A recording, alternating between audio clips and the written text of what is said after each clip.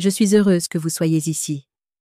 Suivez mon histoire jusqu'à la fin et commentez la ville d'où vous regardez. Je n'aurais jamais pensé passer Noël seule. Mais tout a basculé le jour où j'ai entendu mon fils dire « Débarrasse-lui les 9 gosses. De toute façon, elle ne fait rien de ses journées. » Je n'ai pas bougé. Je n'ai pas respiré. Je suis juste restée là, dans le couloir, le sac de course me cisaillant le poignet et le reçu du traiteur flottant dans mon autre main. Le reçu de 1 975 € que j'avais payé sans leur dire. Je pensais rendre service. J'avais tort. Quand on atteint la soixantaine, les gens commencent à vous voir différemment. Non pas en percevant votre sagesse ou votre expérience, mais en vous voyant comme un meuble transparent, une commodité. C'est ce que j'étais devenue pour mon fils Daniel et sa femme Laura. Pas du jour au lendemain, mais lentement. Par si petites touches que je ne l'avais à peine remarqué jusqu'à ce moment dans le couloir, en entendant ces mots qui ont tout changé. La porte de service avait toujours été mon entrée. Depuis 8 ans que François était parti, j'étais passée par cette porte sans frapper. Pourquoi l'aurais-je fait? C'était la maison de mon fils, la maison où mes petits-enfants grandissaient, où j'avais passé d'innombrables soirées à aider aux devoirs ou à préparer les dîners du dimanche. La voix de Laura flottait depuis la cuisine.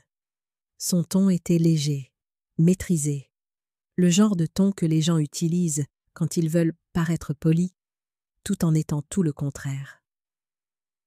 Elle a déjà payé la nourriture. Le moins qu'elle puisse faire, c'est de garder les enfants à l'étage. Je suis restée figée, le lourd sac en papier s'enfonçant plus profondément dans mon poignet. À l'intérieur se trouvaient des érelles fraîches, des épices spéciales pour la farce de la dinde, des petits extras que je pensais pouvoir rendre leur dîner de Noël encore plus spécial. Le reçu du traiteur se froissa alors que ma prise se resserrait involontairement. « Tu sais qu'elle le fera », ajouta Daniel, et je pouvais entendre le dédain désinvolte dans sa voix. Mon fils, le petit garçon qui grimpait autrefois dans mon lit pendant les orages. « Elle le fait toujours. » Ma poitrine se serra si soudainement que je faillis suffoquer. Elle le fait toujours. 3 petits mots qui résumaient en quelque sorte des années de service considérées comme acquis, d'invisibilité. J'ai de nouveau jeté un coup d'œil au reçu. Bis 975 €. Je ne leur avais même pas dit que je prenais en charge les frais. Je voulais juste que Noël se passe bien cette année, voir le soulagement sur leur visage quand ils réaliseraient qu'ils avaient une chose de moins à gérer. J'avais imaginé la surprise de Daniel. Peut-être un câlin. Un « Merci, maman. Tu n'aurais pas dû. » Au lieu de ça, j'avais eu droit à ça. Une conversation qui ne m'était pas destinée, mais que j'avais peut-être besoin d'entendre. J'ai reculé sans faire de bruit. Des décennies de maternité m'avaient appris à me déplacer silencieusement dans une maison. Les clés de ma voiture étaient encore dans la poche de mon manteau. Je me suis glissée par la même porte de service en faisant attention à ne pas la laisser claquer trop fort derrière moi. L'air de décembre me frappa avec un choc de froid qui semblait correspondre au frisson qui se propageait dans ma poitrine. Ma voiture était garée dans l'allée, le givre se formant déjà sur le pare-brise, bien que ce ne soit que le milieu de l'après-midi. J'ai glissé sur le siège du conducteur, mais n'ai pas tout de suite tourné la clé. Le sac de course était posé à côté de moi sur le siège passager, le reçu maintenant chiffonné dans ma main. Je le fixais les chiffres qui représentaient plus qu'un repas. Ils représentaient mon espoir que la nourriture puisse m'acheter une place à table, une vraie place, pas seulement un siège où j'étais tolérée. Daniel n'était pas un fils cruel, pas ouvertement. Il appelait encore une fois par semaine, m'embrassait encore quand on se voyait. Mais quelque part en chemin, j'avais cessé d'être maman, la personne qui guidait, qui comptait, et j'étais devenue Hélène, la baby-sitter par défaut, le chéquier, celle qui disait toujours oui. J'ai quitté leur allée sans envoyer de message ni laisser de mots. S'ils ont remarqué que j'étais venue et repartie, ils ne l'ont pas dit. Ce soir-là, j'ai posé le reçu à plat sur mon comptoir de cuisine et j'ai essayé de lisser les plis, comme si j'essayais de lisser les plis de mon cœur. Pour la première fois depuis longtemps, je me suis demandé ce que je donnais réellement et ce qui me revenait en retour. Ma maison était silencieuse quand je suis rentrée. Trop silencieuse, peut-être. Je vivais seule depuis 8 ans, mais ce soir, le silence semblait différent. Presque accusateur, comme si la maison elle-même me demandait pourquoi j'avais laissé les choses en arriver là. J'ai posé le sac de courses sur le comptoir, sortant chaque article lentement. Des érelles fraîches qui iraient maintenant dans mon réfrigérateur presque vide. Des épices spéciales qui rejoindraient les autres dans mon placard. Beaucoup achetées pour des repas de famille que j'avais cuisinés dans la cuisine de Daniel. Le reçu gisait à côté, légèrement froissé par ma poigne serrée. J'ai essayé de l'aplatir avec la paume de ma main, regardant le papier résister, s'accrochant à sa nouvelle forme. D'une certaine manière, cela semblait juste. Certaines choses, une fois changées, ne peuvent pas revenir à ce qu'elles étaient. J'ai préparé un thé et me suis assise à ma petite table de cuisine, celle que François et moi avions achetée quand nous venions de nous marier. Nous l'avions trouvée chez un antiquaire. Du chêne massif, avec de légères éraflures qui racontaient l'histoire d'une autre famille avant qu'elle ne fasse partie de la nôtre. François avait l'habitude de tracer ses éraflures du bout du doigt, inventant des histoires sur qui aurait pu s'asseoir là avant nous. Celle-ci, disait-il en désignant une marque particulière, c'est là qu'un petit garçon a accidentellement traîné son camion jouet pendant que sa mère ne regardait pas. Je passais mon doigt sur cette même éraflure maintenant, me demandant quelle histoire François inventerait sur les marques que je collectionnais, non pas sur les meubles, mais sur mon cœur. Cette nuit-là, allongée dans mon lit, les lumières éteintes, le couloir faiblement éclairé, les mots tournaient encore en boucle dans ma tête. Débarrasse-lui les 9 gosses. Encore et encore, comme une chanson que je n'avais jamais demandé à entendre. Je fixais le plafond, et quelque part, entre minuit et le matin, ma mémoire a voyagé dans le temps. La femme de Daniel, Laura, avait subi une petite intervention chirurgicale une fois. Rien de grave, une procédure ambulatoire. J'avais pris en charge les sorties d'école, les dîners, même la lessive. Pas pour un jour ou 2, mais pendant près de 3 semaines. Pas de paiement. Pas même un vrai merci. Juste un désinvolte. On n'aurait pas pu s'en sortir sans toi, Hélène. Comme si gérer leur vie était mon unique but. Lorsque Sophie, la sœur de Laura, a eu son 3e enfant, j'ai gardé les 2 autres pendant tout un week-end. Les enfants étaient adorables, mais épuisants. 4 et 6 ans, pleins d'énergie et de questions. J'ai à peine dormi, à peine mangé assise. Quand Sophie est venue les chercher, elle a semblé surprise que j'ai l'air fatiguée. « Mais tu adores avoir des enfants autour de toi », avait-elle dit. Pas une question, mais une affirmation. Une définition de qui j'étais censée être. Mon fils cadet, Michel, a déménagé en Bretagne il y a 6 ans. Il est différent de Daniel, plus calme, plus prudent dans ce qu'il me demande, mais il est loin. Notre relation est entretenue par des appels hebdomadaires et des visites occasionnelles. Daniel est resté dans la région, ce qui s'est en quelque sorte traduit par ma disponibilité et finalement ma responsabilité pour tout. Cela s'était insinué progressivement. Aider pour les anniversaires, puis les vacances, puis la garde des enfants. Juste le temps qu'ils se remettent sur pied. Ça ne s'est jamais arrêté. Les demandes sont devenues des attentes. Les attentes sont devenues des suppositions. Et quelque part en chemin, mon « oui » est devenu automatique, attendu, invisible. Je dois m'être endormie finalement, car je me suis réveillée avec la lumière du soleil filtrant à travers les stores que j'avais oublié de fermer. Ma première pensée n'a pas été pour ce qui s'était passé la veille. C'était pour savoir à quelle heure je devais être chez Daniel pour aider aux préparatifs de Noël. La prise de conscience que c'était ma pensée automatique m'a fait m'asseoir droite dans mon lit. Cette année, on m'avait promis du repos. Daniel l'avait dit après la Toussaint, debout dans ma cuisine, piochant dans les restes de compote d'érel que je lui avais emballés. « Tu en as assez fait, maman », avait-il dit, la bouche à moitié pleine. « On s'occupe de Noël cette année. Contente-toi de venir et de te détendre. » Je l'avais cru. La semaine suivante, j'avais payé le traiteur à l'avance. C'était censé être mon cadeau. Je ne leur avais rien dit.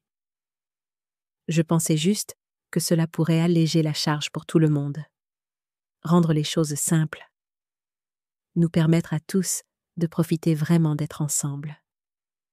C'est ce mot que je retournais dans ma tête ce matin-là en préparant mon café. Ensemble.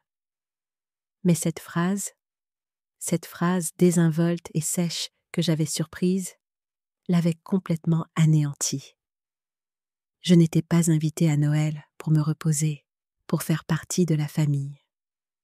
On attendait de moi que je le finance, que je le nourrisse, puis que je m'efface pendant qu'il célébrait en bas. À 3 heures du matin, je m'étais levée et avais fait une liste au dos d'un vieux reçu. Dans la colonne intitulée « Donner », j'ai écrit chaque année que j'avais organisée, chaque corvée que j'avais assumée, chaque course que j'avais faite, chaque soirée de babysitting, chaque sortie d'école, chaque rendez-vous chez le médecin où j'étais restée avec un petit enfant fiévreux pour que Laura ou Daniel puissent travailler. À côté, j'ai laissé un espace vide intitulé « Reçu ». Le lendemain matin, je fixais le papier, les 2 colonnes inégales toujours posées sur la table de la cuisine. Donner s'étirait, longue et désordonnée. Reçu restait intacte. J'ai pensé que j'étais peut-être mesquine, que j'avais peut-être sorti le commentaire de Daniel de son contexte. Mais plus j'y réfléchissais, plus les vieux souvenirs commençaient à s'aligner, pas seulement dans ma tête, mais dans ma poitrine. Une douleur physique qui ne pouvait être ignorée. Pour la dernière Toussaint, la maison était pleine. J'étais arrivée tôt pour aider à cuisiner, resté tard pour nettoyer. Ce soir-là, les beaux-parents de Daniel ont eu la chambre d'amis et on m'a offert le canapé-lit au sous-sol. Pas d'oreiller, pas de drap, juste une couverture posée sur la coudoir. Laura avait dit « Oh, zut !» quand elle m'avait vue debout là, dans ma chemise de nuit. « On voulait mieux t'installer ?» Et c'est tout. J'ai trouvé un oreiller dans un placard et j'ai fait avec. Je me suis dit que ça n'avait pas d'importance. Je n'étais pas là pour le confort. J'étais là pour la famille. La fête des mères est passée sans un appel. Pas même un texto de l'un de mes 2 fils. J'étais restée assise sur la terrasse pendant des heures, mon téléphone sur la table, essayant de me convaincre que c'était juste les fuseaux horaires ou des emplois du temps chargés. Michel a envoyé un message le lendemain avec un bref « Désolée, maman, week-end de folie ». Daniel n'a pas envoyé de message du tout. Le mariage de Daniel et Laura. J'avais repassé sa chemise ce matin-là, noué les rubans sur les centres de table, épinglé les boutonnières et calmé la mère de Laura quand elle avait piqué une crise à propos du plan de table. Mais quand les photos sont sorties, je n'étais sur aucune d'entre elles. Ni les portraits de famille, ni la découpe du gâteau, juste quelques clichés flous et pris sur le vif depuis le fond de la salle. Quand j'ai posé la question, Daniel a dit « Oh, tu as dû sortir, le photographe était pressé. » J'étais sortie pour nettoyer du vin renversé sur le sol pendant que tout le monde se rassemblait pour les photos officielles. Personne ne m'avait appelé pour les photos. Personne n'avait remarqué mon absence. Cette année devait être différente. Daniel l'avait dit lui-même. Tu vas pouvoir te détendre cette fois, maman. On s'occupe de tout. Et je voulais tellement le croire. Je l'ai cru. J'ai de nouveau baissé les yeux sur le papier. La colonne « Reçu » était toujours vide. J'ai pris le stylo et j'ai dessiné un simple tiret. Puis, j'ai tourné la page et j'ai commencé une nouvelle liste. Juste 2 titres, ce qu'il suppose et ce que je veux vraiment. À gauche, ce qu'il suppose. Il suppose que le babysitting ne me dérange pas. Il suppose que je n'ai pas besoin de repos. Il suppose que mon temps est toujours disponible. Il suppose que je paierai parce que je peux le faire. Et sur le côté droit, j'ai enfin écrit ce que je n'avais jamais dit à voix haute. Je veux être invité, pas assigné. Je veux profiter, pas organiser. Je veux m'asseoir à table, pas la servir. Je veux être vue comme une personne, pas comme une ressource. J'ai fixé la liste pendant un long moment. Puis j'ai tourné quelques pages en arrière dans mon petit carnet et j'ai vu une note que j'avais griffonnée en septembre. Eliane a appelé, a demandé à nouveau si j'envisagerais de venir au MAS cette année. J'avais écrit une réponse rapide en dessous. Impossible. La famille d'abord. J'ai lu cette phrase 2 fois, puis une fois de plus. Eliane m'avait appelé au milieu d'un samedi, alors que Laura venait de déposer ses enfants sans prévenir, encore une fois. Eliane avait ri et dit « Viens dans le Luberon pour Noël, Hélène. On boira du vin au coin du feu et on laissera les plus jeunes faire le travail pour une fois. » J'avais souri à l'époque et lui avais dit que j'étais déjà prise. Mais maintenant, j'ai sorti mon téléphone, j'ai trouvé son nom dans mes contacts et j'ai laissé mon pouce flotter au-dessus du bouton d'appel alors que le soleil se déplaçait sur mon sol. La famille d'abord. L'ironie ne m'a pas échappé. Dans mes efforts pour faire passer la famille en premier, je m'étais en quelque sorte mise en dernier. Et ce faisant, avais-je réellement aidé ma famille? Ou avais-je simplement encouragé des comportements qui m'effaçaient lentement? Le café avait refroidi dans ma tasse, une fine pellicule se formant à sa surface. Je l'ai vidé dans l'évier et j'ai préparé une nouvelle cafetière, répétant les gestes familiers, tandis que mon esprit retournait ces mots de mon carnet. La famille d'abord. Lorsque François a été diagnostiqué d'un cancer, j'ai pris ma retraite anticipée pour m'occuper de lui. Nous avions prévu de voyager après la retraite. Un grand tour de France en voiture pour voir les parcs nationaux, une croisière en Méditerranée, peut-être même ce voyage en Italie dont nous avions toujours parlé. Au lieu de cela, je suis devenue son infirmière, sa porte-parole, sa compagne constante à travers des traitements qui n'ont finalement pas pu le sauver. Daniel avait été d'un grand soutien pendant la maladie de François, venant quand il le pouvait, appelant souvent. Michel était venu 3 fois de Bretagne. Mais après le décès de François, quelque chose a changé. Mon rôle est devenu moins clair. Je n'étais plus une épouse. J'étais juste maman, mamie, Hélène, disponible. Le téléphone semblait lourd dans ma main alors que je faisais défiler jusqu'au numéro d'Eliane. Eliane Martin, ma camarade de chambre à l'université, qui ne s'était jamais mariée, mais avait bâti une carrière réussie en tant qu'architecte. Elle avait pris sa retraite il y a 5 ans dans un petit mas près de Gordes. Juste assez de terrain pour se sentir libre, pas assez pour se sentir accablée, avait-elle expliqué. Nous étions restés en contact au fil des ans, plus régulièrement après la mort de François. Eliane avait perdu sa compagne Jeanne d'un cancer du sein une décennie plus tôt, alors elle comprenait le deuil d'une manière que beaucoup de mes autres amis ne pouvaient pas. Avant que je puisse trop réfléchir, j'ai appuyé sur le bouton d'appel. Il a sonné 3 fois avant que la voix chaleureuse d'Eliane ne réponde. « Hélène Dubois, si je ne m'abuse, à quoi dois-je ce plaisir inattendu un matin de décembre ?» Je n'avais pas réalisé à quel point J'avais besoin d'entendre une voix qui était sincèrement heureuse de m'entendre jusqu'à ce moment. Ma gorge s'est nouée de manière inattendue. « Eliane », ai-je réussi à dire. « Est-ce que cette invitation au MAS est toujours valable ?» Il y a eu une pause et je pouvais presque la voir se redresser de surprise. « Pour Noël ?» ?»« Absolument. Mais je pensais… » »« Les plans changent », ai-je dit, surprise par la fermeté de ma propre voix. « Je crois que j'ai besoin d'un Noël différent cette année. » « Eh bien, considère-toi officiellement invité. La chambre d'amis est à toi. Le frigo sera plein. Et je te promets que personne ne te demandera de cuisiner, de nettoyer ou de garder des enfants. » J'ai ri. Une petite libération de tension que je n'avais pas réalisé que je retenais. Ça semble parfait. Après avoir raccroché, je me suis de nouveau assise à la table de la cuisine, regardant mes listes. Celle intitulée « Ce qu'il suppose » semblait me dévisager, me mettant au défi de faire quelque chose. J'ai trouvé une page blanche dans mon carnet et j'ai écrit un nouveau titre. « Ce que je vais faire maintenant ».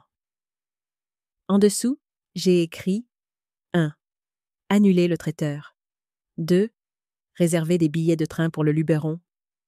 3. Faire ma valise pour une semaine. 4. Le dire à Daniel une fois que tout sera fait. Le dernier point m'a noué l'estomac. Je n'avais jamais rien fait de tel auparavant. Faire des plans pour une fête majeure sans consulter Daniel d'abord, sans m'assurer que je serais disponible pour tout ce dont ils auraient besoin. Mais d'un autre côté, ils avaient prévu de m'utiliser sans me consulter, n'est-ce pas? Mes pensées ont été interrompues par la sonnerie de mon téléphone. Le nom de Daniel s'est affiché à l'écran. Pendant un instant, j'ai envisagé de ne pas répondre, mais les vieilles habitudes ont la vie dure. « Salut, maman. » Sa voix était distraite, comme d'habitude. Je pouvais entendre les enfants en arrière-plan, la télévision. Laura disait quelque chose que je ne pouvais pas tout à fait distinguer. Question rapide. « Peux-tu venir demain pour aider avec le sapin de Noël ?» Laura a son truc de travail et j'ai promis aux enfants qu'on le décorerait. Pas de « Comment vas-tu ?» Pas de reconnaissance du fait qu'ils demandaient plusieurs heures de mon temps avec moins d'un jour de préavis. Juste la supposition que je dirais oui, comme toujours. J'ai ouvert la bouche pour donner ma réponse automatique, mais les mots du couloir ont résonné dans mon esprit.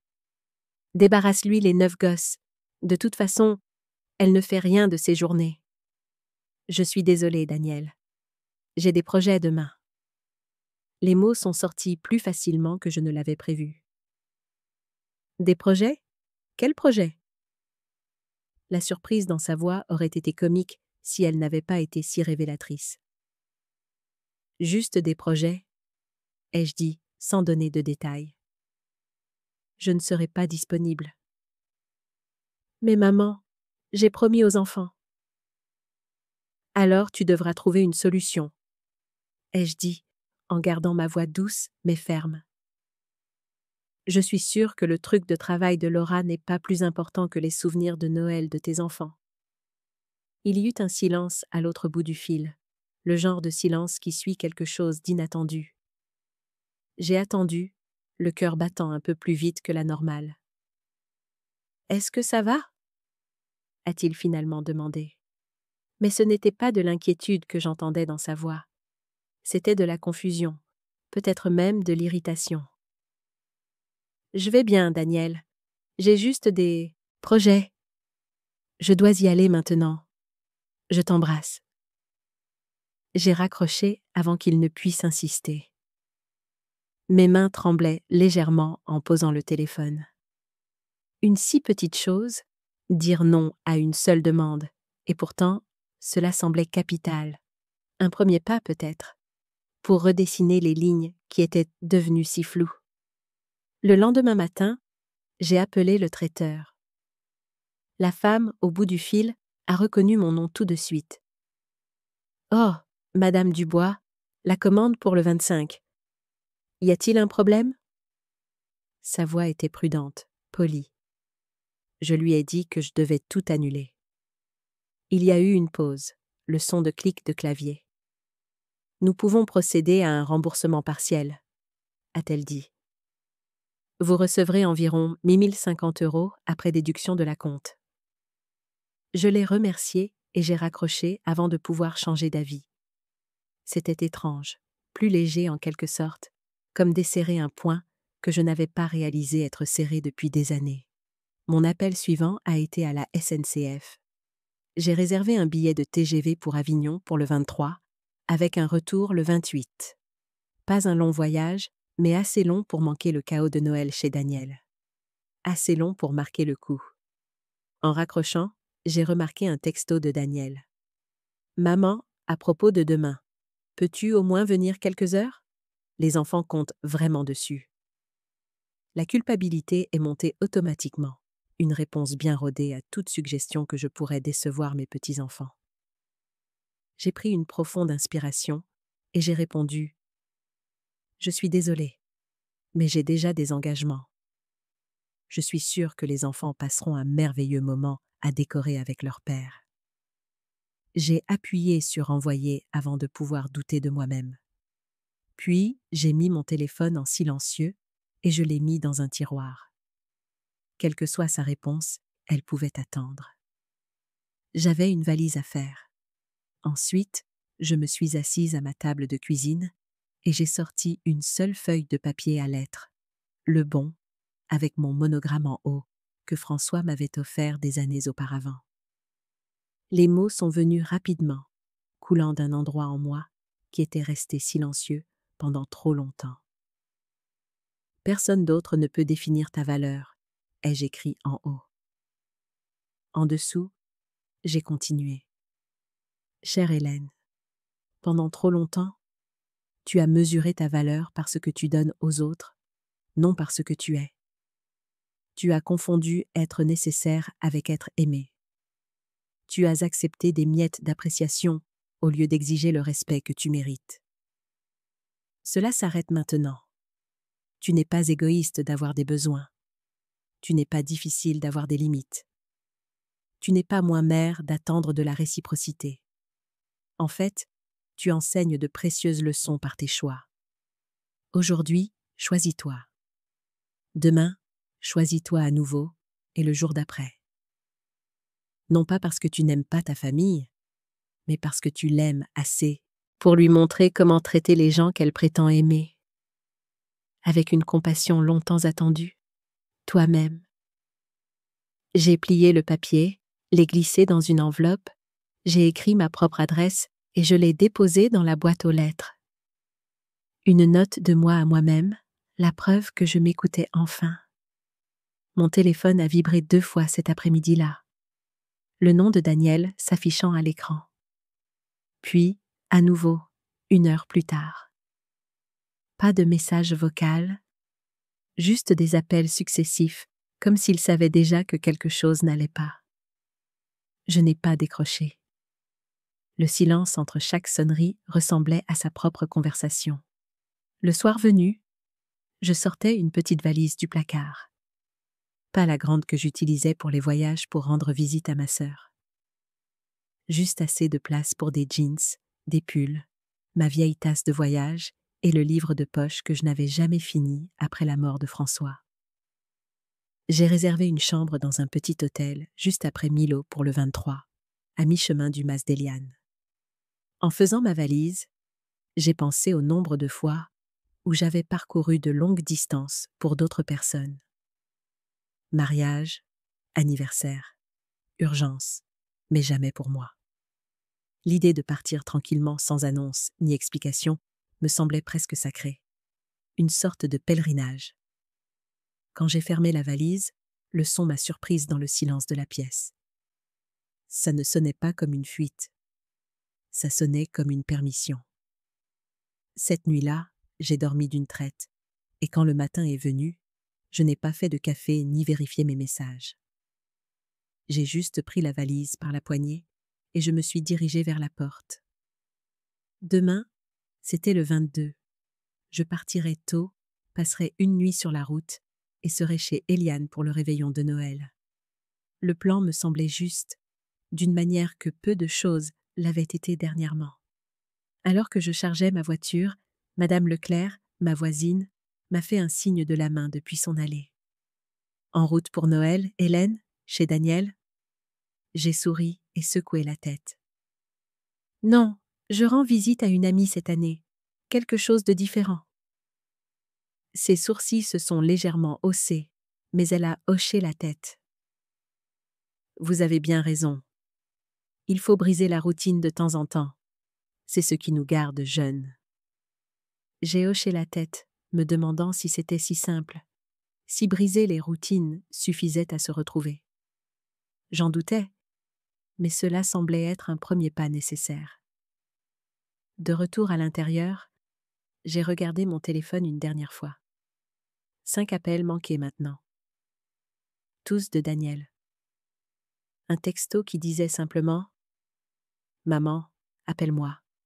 C'est important. » Qu'est-ce qui constituait l'important dans le monde de Daniel? Me suis-je demandé. Un enfant avec de la fièvre pourrait être vraiment important. Un changement dans les plans de Noël parce que je n'étais pas disponible pour le babysitting. Moins. Alors, j'ai répondu « Je vais bien. Juste occupée par des affaires personnelles. J'appellerai dans quelques jours. » Puis, j'ai complètement éteint mon téléphone et je l'ai glissé dans mon sac à main. Pas de mode silencieux, pas de vibration cachée dans la boîte à gants. Juste éteint. Je ne voulais pas savoir si Daniel rappelait. Je ne voulais pas savoir si Laura avait envoyé un texto passif-agressif ou faussement mielleux.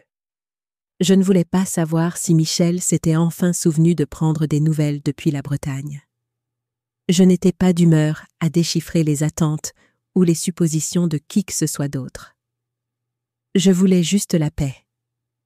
La maison semblait différente alors que je faisais un dernier tour. Plus silencieuse en quelque sorte, comme si elle approuvait ma décision. J'ai touché le cadre de la photo de famille sur le mur. Daniel et Michel adolescents. François avec son bras autour de mes épaules. Nous tous souriant lors de ce voyage dans les gorges du Verdon. Avant le cancer, avant les enfants adultes avec leurs propres agendas, avant que je ne devienne invisible. Je suis toujours là, ai-je murmuré au visage sur la photo. Je suis toujours Hélène. Sur ce, j'ai verrouillé la porte derrière moi et je suis montée dans ma voiture. L'autoroute s'ouvrirait grande devant moi, vide de cette manière hivernale et silencieuse qui ressemble à la fois à la liberté et à la distance. Noël viendrait et repartirait sans mon rôle habituel. Et pour une fois, cette pensée ne me remplissait pas de culpabilité. Elle me remplissait de quelque chose qui ressemblait beaucoup à de l'espoir. L'autoroute s'est ouverte grande devant moi, vide de cette manière hivernale et silencieuse qui ressemble à la fois à la liberté et à la distance. J'ai dépassé les faubourgs d'Aix-en-Provence juste après le lever du soleil. La lumière se reflétait sur le capot de ma voiture, comme si le jour lui-même voulait que je continue. Je n'ai pas mis de musique. Je n'ai appelé personne. J'ai juste conduit. Il y a quelque chose dans un long trajet en solitaire qui vous force à vous retrouver avec vous-même. Pas de distraction, pas de tâche. Nulle part où se cacher de ses propres pensées. Les kilomètres défilaient, et avec eux, les souvenirs se déroulaient comme un film que je ne pouvais pas arrêter. Daniel a 8 ans, les dents de lait en moins et le visage couvert de taches de rousseur, courant vers moi avec une carte de fête des mères faite à la main. Il y a plus de paillettes parce que tu es super spécial, avait-il expliqué, ses petites mains collantes de colle séché. Ce même garçon, maintenant un homme de 43 ans, me congédiant nonchalamment dans sa cuisine. Quand la transformation avait-elle eu lieu? Avait-elle été si graduelle que j'avais manqué les signes avant-coureurs? Une notification de texto a illuminé mon téléphone sur le siège passager. J'y ai jeté un bref coup d'œil. Le nom de Laura. J'ai retourné le téléphone face contre le siège sans lire le message. Quelle que soit la crise qu'ils étaient en train de fabriquer, elle pouvait attendre. Les montagnes se dressaient au loin, immuables et indifférentes aux drames humains. Dans une station-service près de l'A75, j'ai fait le plein et acheté un café qui avait le goût d'avoir été sur la plaque chauffante depuis l'aube. La femme derrière le comptoir avait les yeux fatigués, mais un sourire aimable. « Vous voyagez pour Noël ?» a-t-elle demandé en me rendant la monnaie. « Oui », ai-je dit simplement, sans plus de détails. Elle a hoché la tête comme si elle comprenait plus que ce que j'avais dit. « Conduisez prudemment. Le temps est clair jusqu'à Clermont si c'est là que vous allez. » Dans les toilettes, je me suis aspergé le visage d'eau et j'ai regardé mon reflet. Quand ces rides autour de mes yeux s'étaient-elles creusées? Quand mes cheveux étaient-ils passés de poivre et sel à principalement sel? Je n'avais pas l'air d'une personne influençable. J'avais l'air d'une femme qui devrait savoir mieux. De retour dans la voiture, j'ai brièvement rallumé mon téléphone, curieuse malgré moi. 3 appels manqués de Daniel, 2 de Laura et une série de textos. « Maman, où es-tu? Il faut qu'on parle de Noël. » Daniel. « Hélène, Daniel est très inquiet. S'il te plaît, rappelle-nous. » Laura. « Maman, les enfants demandent après toi. Au moins, fais-nous savoir que tu vas bien. » Daniel. Le dernier m'a fait hésiter. Les enfants demandaient-ils vraiment, ou était-ce un levier émotionnel? Quoi qu'il en soit, j'ai tapé une réponse rapide. « Je vais bien, je prends du temps pour moi, je vous recontacterai bientôt. » Puis, j'ai de nouveau mis le téléphone en silencieux et je l'ai mis dans mon sac à main. Alors que le paysage passait de la garrigue provençale aux collines plus accidentées des Cévennes, je me suis surprise à remarquer des choses que j'aurais pu manquer lors de trajets précédents. La façon dont certains chênes verts semblaient s'étirer vers le ciel comme des suppliants. Les variations subtiles de la couleur du sol avec le changement d'altitude. Les petites bornes historiques au bord de la route, décorées de fleurs en plastique et de souvenirs personnels. Avais-je toujours été aussi observatrice? Ou avais-je été trop occupée à m'inquiéter des besoins des autres pour remarquer le monde qui m'entourait? Quelque part après l'Odève, un souvenir a refait surface avec une telle clarté que j'ai eu l'impression d'être transportée dans le passé. Daniel, à 6 ans, portant une tasse ébréchée dans ma chambre un dimanche matin. Il avait préparé le thé lui-même, tiède, principalement de l'eau avec trop de miel, et il avait murmuré « Attention, c'est chaud ». Il était si fier. Je me souviens l'avoir remercié, l'avoir tiré sous la couverture à côté de moi, le laissant se rendormir contre moi. Ce garçon me semblait être quelqu'un que je connaissais autrefois. Quelque part en chemin, sa chaleur s'est transformée en présomption.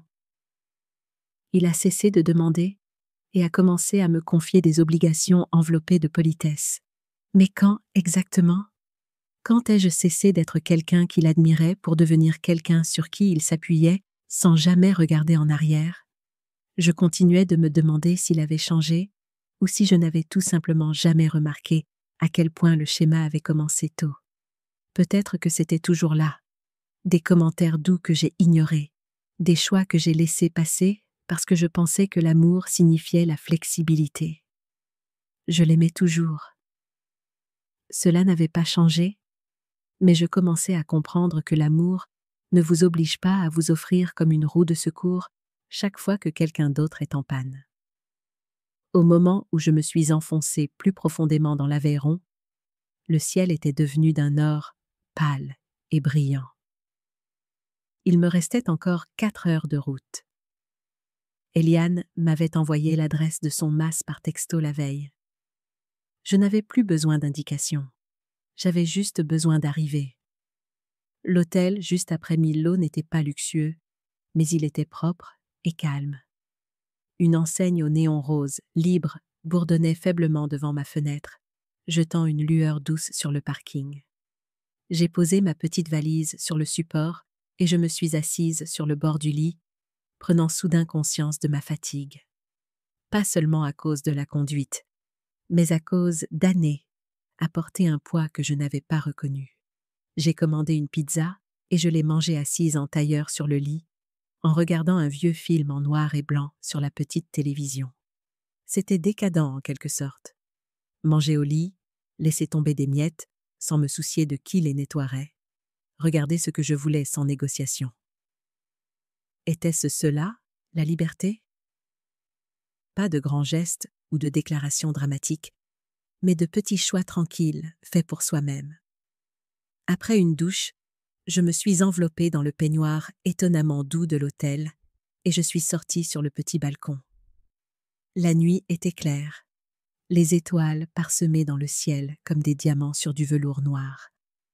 Au loin, les causses étaient des silhouettes sombres contre un ciel marine. Belle nuit, n'est-ce pas? La voix m'a surprise. À ma gauche, sur le balcon attenant, se tenait une femme de mon âge, peut-être un peu plus âgée.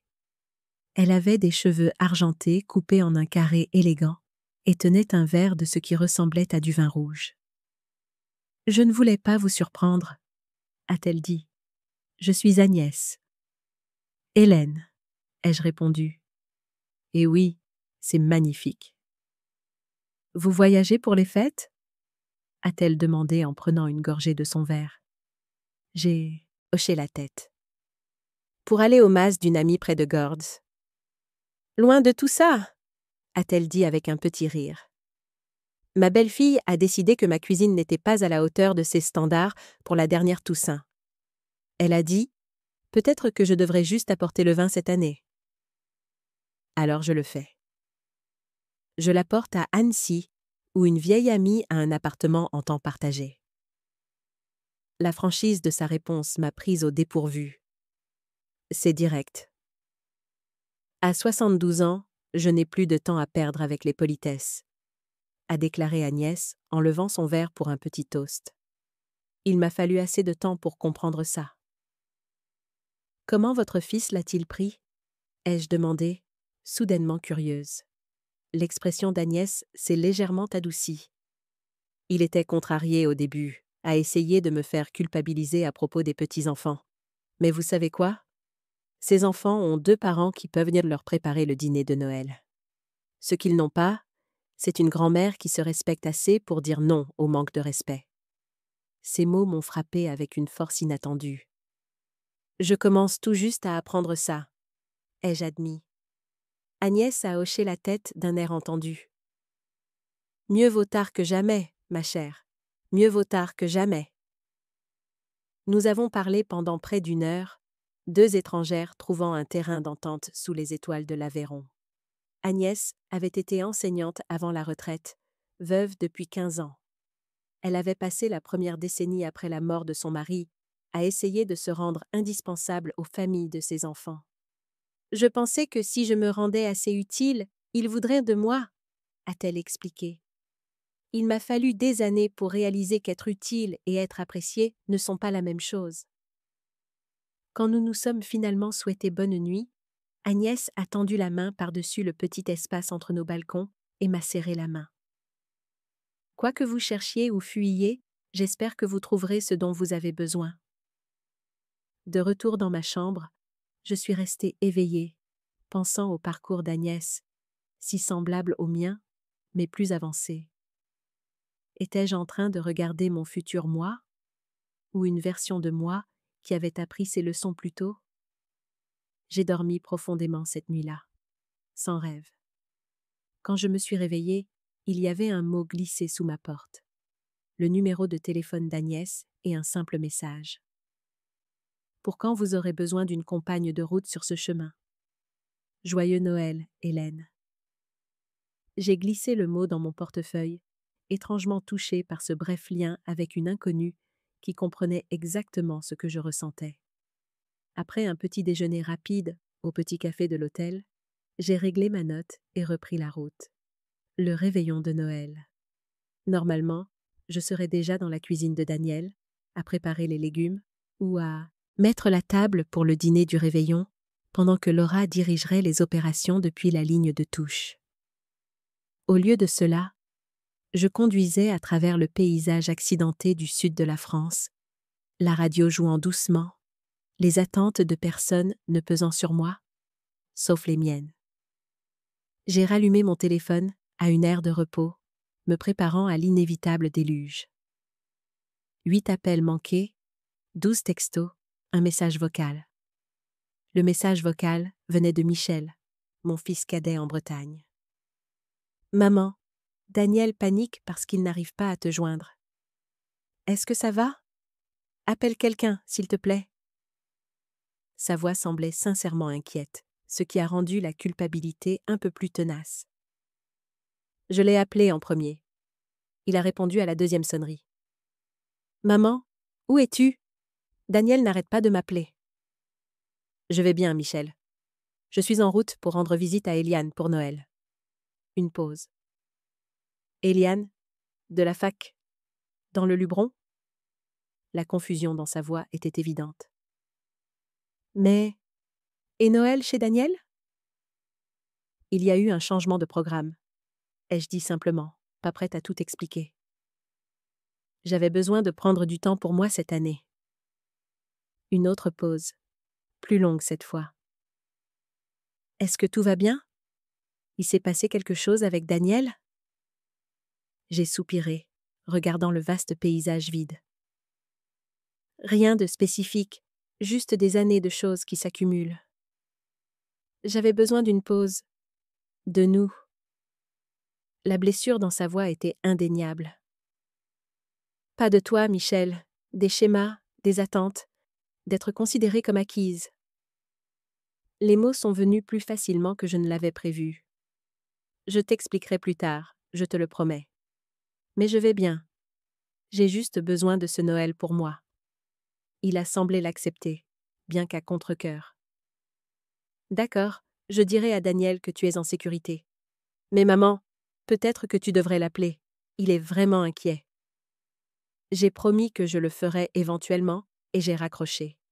La culpabilité était là, mais elle était tempérée par quelque chose de plus fort. Un sentiment de détermination, d'honorer enfin mes propres besoins. De retour sur l'autoroute, j'ai de nouveau éteint mon téléphone. Non pas pour éviter, mais pour être présente.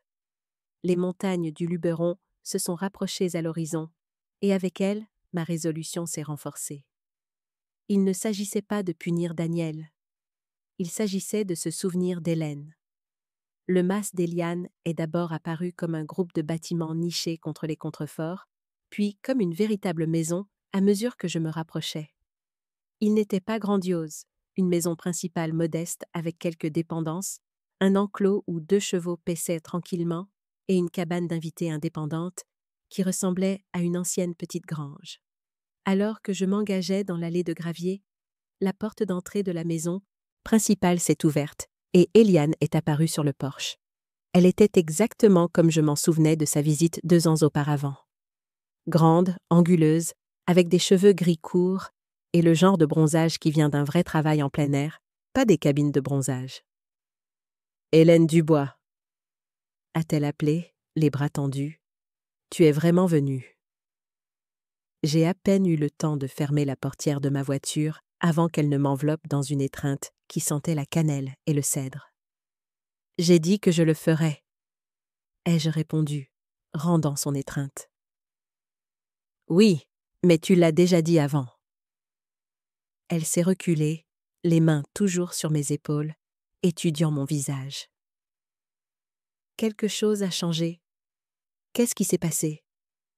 J'ai secoué la tête, pas prête à tout déballer dans l'allée. Longue histoire, plusieurs chapitres. Elle a hoché la tête, comprenant immédiatement. Eh bien, nous avons tout le temps.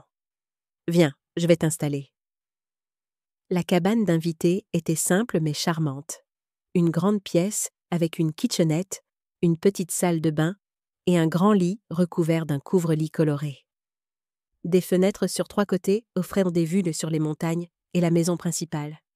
C'était assez séparé pour se sentir privé, mais assez proche pour ne pas se sentir isolé. J'ai pensé que tu voudrais ton propre espace, a expliqué Eliane en posant mon sac sur un coffre en bois au pied du lit. Mais tu es la bienvenue dans la maison principale à toute heure du jour ou de la nuit. Mikasa et Tukasa, comme on dit par ici. J'ai passé la main sur le couvre-lit, clairement fait à la main avec des coutures complexes. C'est magnifique.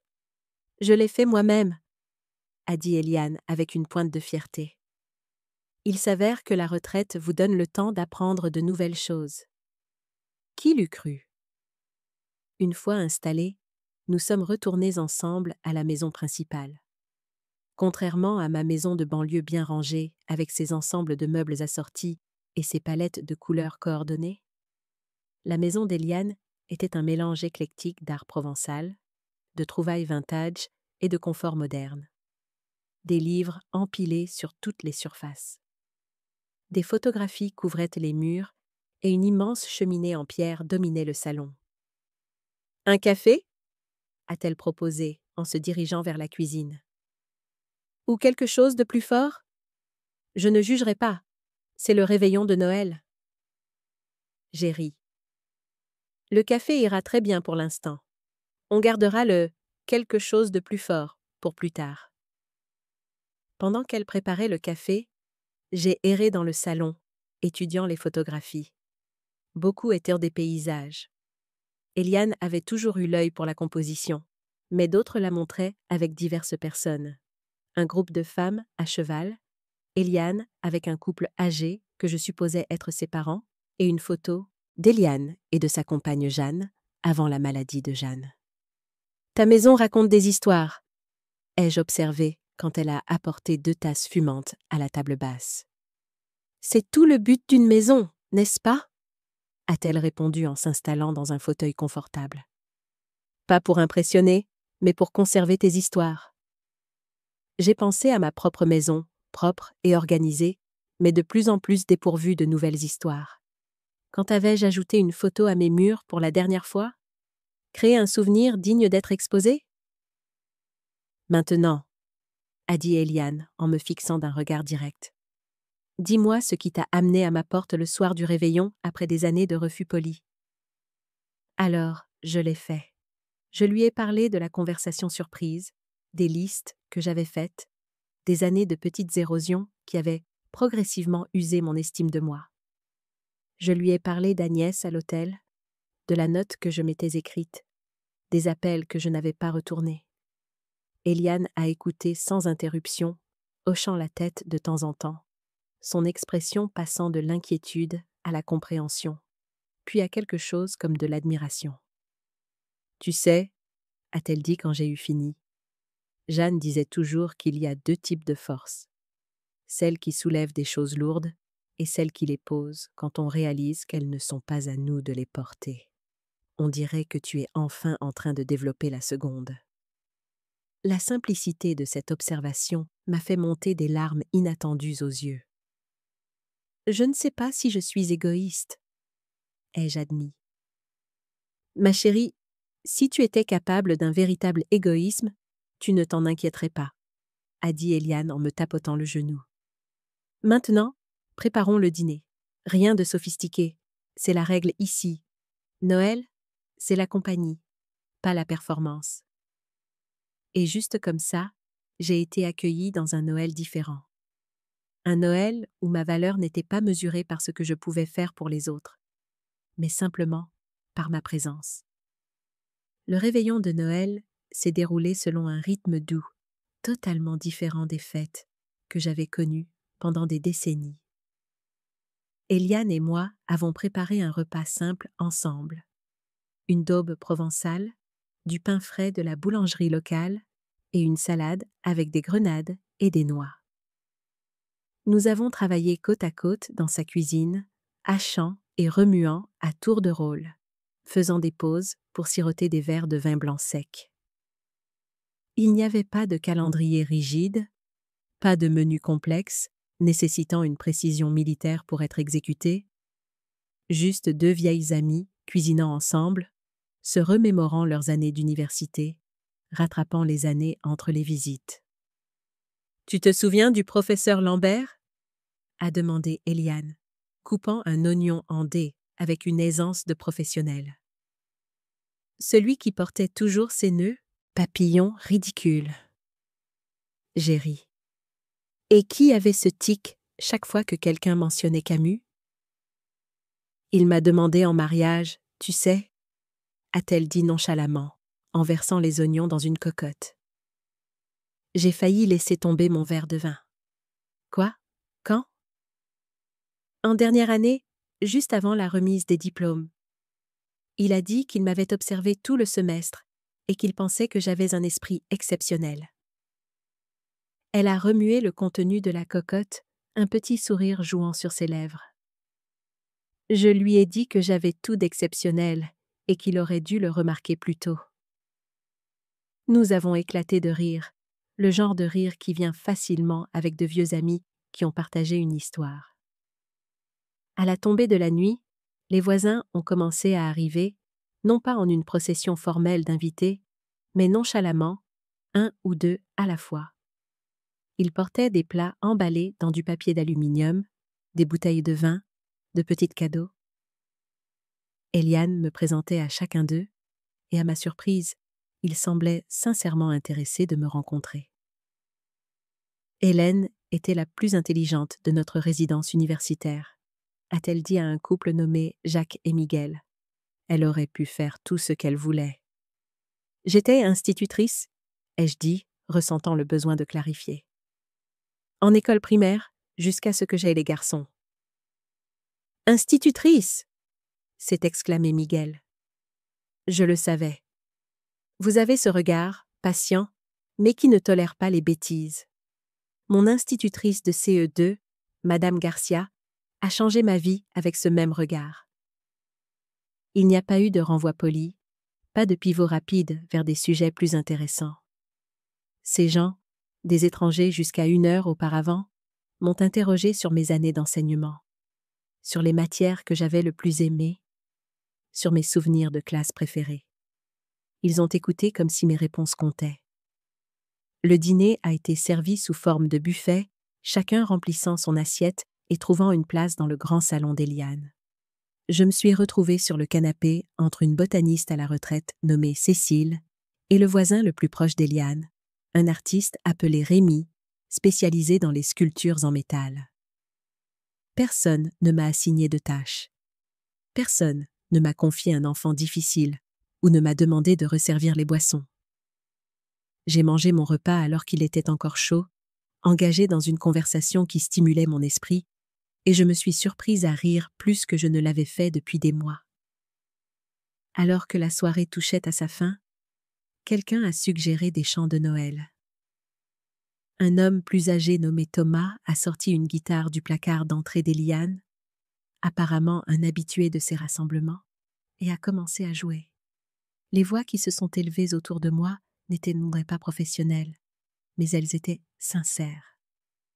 J'ai joint ma voix, surprise de constater que je me souvenais de toutes les paroles de chansons que je n'avais pas chantées depuis des années. Au moment où le dernier invité est parti, il était près de minuit.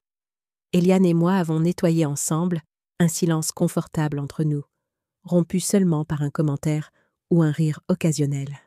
« Merci », ai-je dit finalement, alors que nous finissions de charger le lave-vaisselle. « C'était différent », a-t-elle complété. « Merveilleux », ai-je corrigé. Je me sentais comme une personne, pas une fonction. Elle a hoché la tête, comprenant exactement ce que je voulais dire. C'est ça, Noël, comme il se doit. Pas une performance, mais une célébration. De retour dans la cabane d'invités, je me suis allongée dans mon lit, écoutant le silence profond de la nuit du Luberon. Mon téléphone est resté éteint. Quelle que soit la crise qui se déroulait chez Daniel, elle devrait se dérouler sans moi. Pour la première fois depuis des années, je me suis endormie le soir du réveillon, sans une liste mentale de tâches pour le lendemain. Le matin de Noël est arrivé, calme et sans hâte. Pas de réveil, pas d'enfants tirant sur les manches, pas de minuterie de four hurlant depuis une autre pièce, juste le doux craquement du parquet et l'odeur du café qui se préparait dans la maison principale. Je suis entrée pieds nus et j'ai trouvé Eliane déjà au fourneau, fredonnant en remuant une grande marmite. Elle m'a tendu une tasse sans demander, et je me suis appuyée contre le comptoir, inhalant l'arôme riche. « Un aligot !» a-t-elle expliqué en désignant la marmite. « Une tradition de Noël ici. Ça prend des heures, alors j'ai commencé tôt. »« Je peux aider ?» ai-je demandé automatiquement. Elle m'a jeté un regard entendu. « Pas parce que tu dois, mais parce que tu veux. » J'ai souri. Démasqué. « Parce que je veux. » Elle m'a tendu un couteau et a désigné un tas de choux et de citrons. « Coupe ça pour les garnitures. » Nous avons ensuite travaillé dans un silence complice. Les seuls sons étaient le bouillonnement du plat et le bruit de mon couteau sur la planche à découper. Pas d'instruction, pas de pression, juste de l'espace. Une sorte de facilité que je n'avais pas ressentie depuis des années. En milieu de matinée, d'autres voisins et amis ont commencé à arriver, portant des bols, des couvertures et des couronnes en papier plié. Quelqu'un a apporté une pie saladière enveloppée dans du papier d'aluminium. Quelqu'un d'autre a ouvert une bouteille de cidre et l'a fait passer comme à la messe. Nous ne jouions pas à Noël ici. Nous le vivions simplement.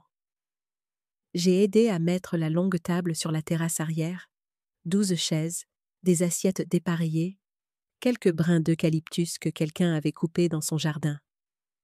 Eliane a désigné le siège du bout. « Celui-là est pour toi », a-t-elle dit. Non par obligation, mais avec chaleur. Il n'y avait pas de tâche qui m'attendait. Pas de pile de vaisselle dans l'évier. Pas d'enfants à rassembler. Juste une chaise à une table où j'étais la bienvenue en tant que moi-même. Les gens racontaient des histoires de mauvais rendez-vous, de recettes ratées, et de ce Noël où une dinde avait explosé dans le four de quelqu'un.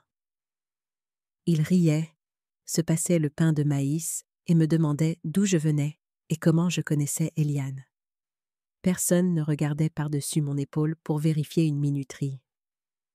Personne ne demandait avec quoi je pouvais aider ensuite. Je n'avais pas réalisé depuis combien de temps je ne m'étais pas assise à une table sans un rôle.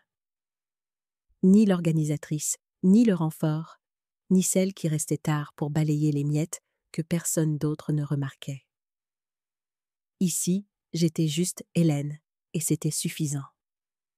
Après le déjeuner, quelqu'un a commencé une partie de cartes, et quelqu'un d'autre a sorti des chaises pliantes. Le soleil était encore haut, et la brise s'était adoucie. Je me suis assise sur la balustrade de la terrasse, en sirotant du cidre, me sentant rassasiée, mais pas gavée pour une fois. Un genre différent de satiété. Et c'est là que la pensée est venue. Simple et silencieuse. Je n'ai pas à revenir à ce qu'étaient les choses. Il ne s'agissait pas d'abandonner ma famille ou de couper les ponts. Il s'agissait de revenir en tant que personne entière, pas en tant que fonction.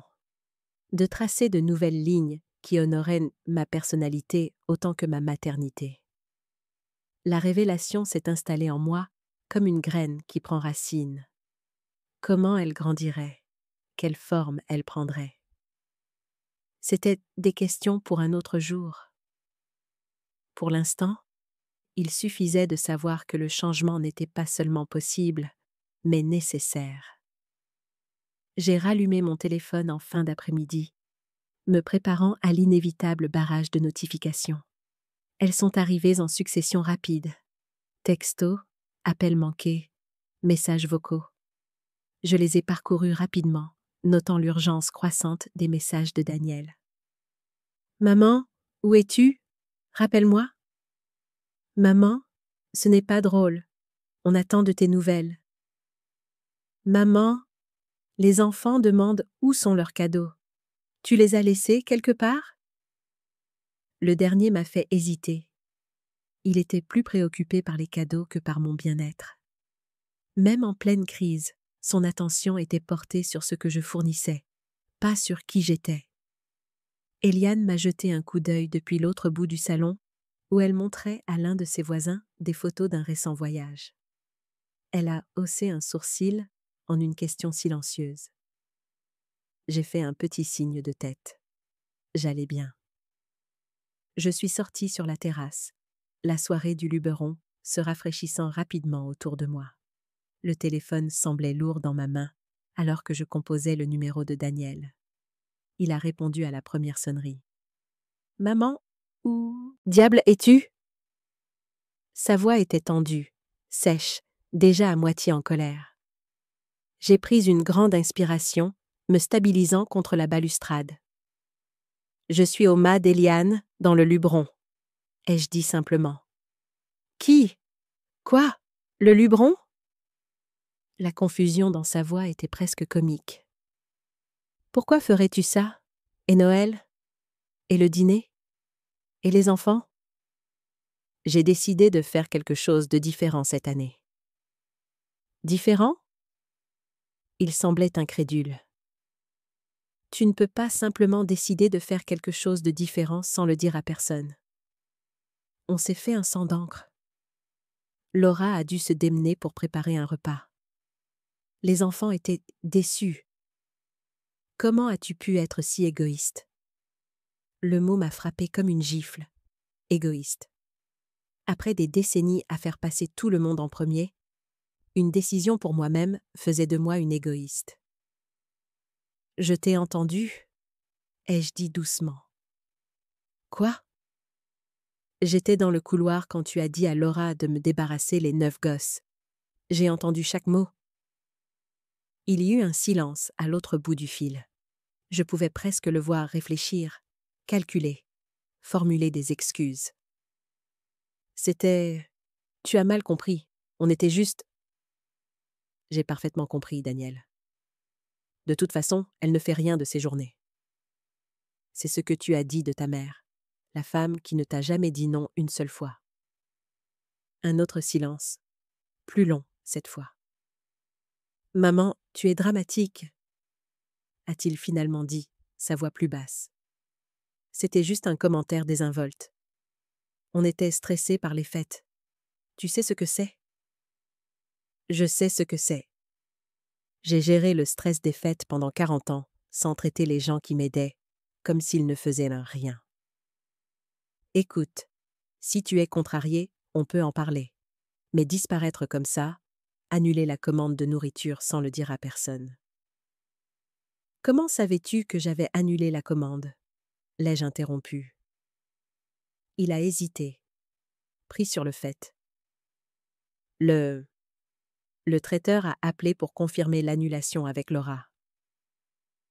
Non, il ne l'aurait pas fait. C'est moi qui ai passé la commande. Il n'avait pas les coordonnées de Laura. Une autre pause. D'accord. J'ai appelé pour ajouter quelque chose à la commande et ils m'ont dit qu'elle était annulée. Quelle importance. Ça a de l'importance parce que je ne vous ai jamais dit que je payais le traiteur.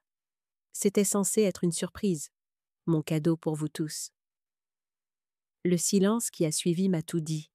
Ils avaient su, ou du moins soupçonné, que j'avais payé, et pourtant, ils avaient parlé de moi de cette façon. « Tu rentres quand même, n'est-ce pas » a-t-il finalement demandé, sa voix plus basse. « Tu es juste contrarié. On peut arranger ça. Les enfants te manquent. » Non, Daniel, je ne rentre pas. J'ai annulé la livraison, la nourriture, les cadeaux, tout. Maman, tu es... Honnête, ai-je coupé. Je suis honnête. Il y a une différence. Je pouvais entendre des voix en arrière-plan. Laura, peut-être Sophie, quelqu'un demandant « Est-ce qu'elle est en route ?» Non, ai-je dit. Pas à eux, pas à lui, mais à l'idée que je reviendrais un jour comme il l'attendait. Je ne le suis pas. Puis j'ai mis fin à l'appel, j'ai éteint le téléphone et je l'ai posé à côté de moi sur la balustrade de la terrasse. Le coucher de soleil peignait les montagnes d'or et de pourpre, un spectacle de beauté indifférent aux drames humains. Eliane est sortie un instant plus tard, un verre de vin dans chaque main. Elle m'en a tendu un sans commentaire et s'est appuyée contre la balustrade à côté de moi. « Ça a été ?» a-t-elle demandé après un moment. Éclaircissant, ai-je répondu. Elle a hoché la tête, comprenant.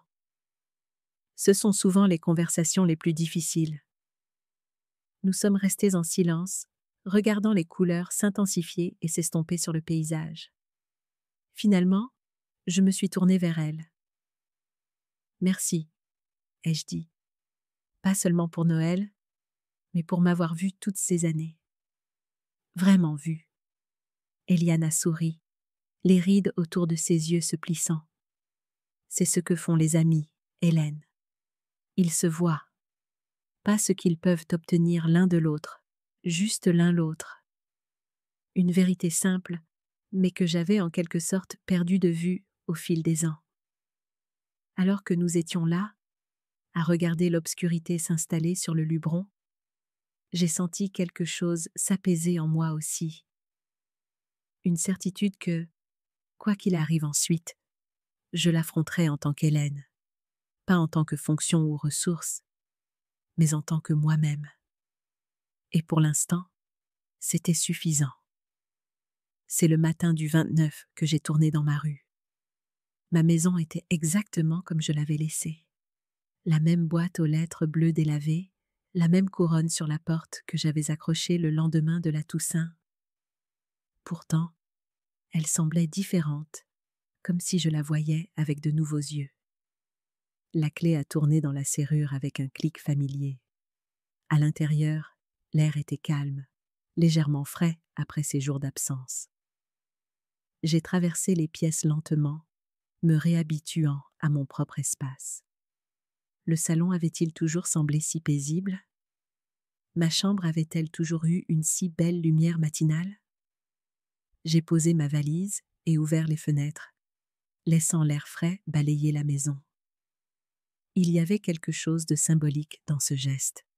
Chasser l'air vicié des vieilles habitudes, faire de la place pour que quelque chose de nouveau puisse entrer. Mon téléphone a vibré dans ma poche. Je l'avais rallumé pendant le trajet, observant avec un intérêt détaché l'afflux de notifications. D'autres messages de Daniel, quelques textos inquiets de voisins qui avaient été enrôlés pour vérifier si ma voiture était dans l'allée. Un message de Michel me demandant si je me sentais mieux à propos de ce qui s'était passé avec Daniel. Le message actuel venait d'Eliane. « Bien rentré ?» J'ai souri en répondant. « Je viens d'arriver.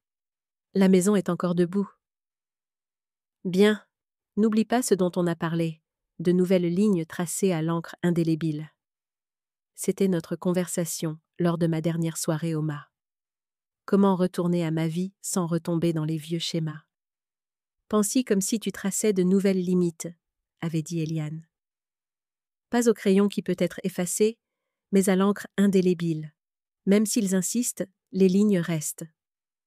Je défaisais ma valise, pliant le linge plus lentement que d'habitude, laissant le silence s'installer à nouveau.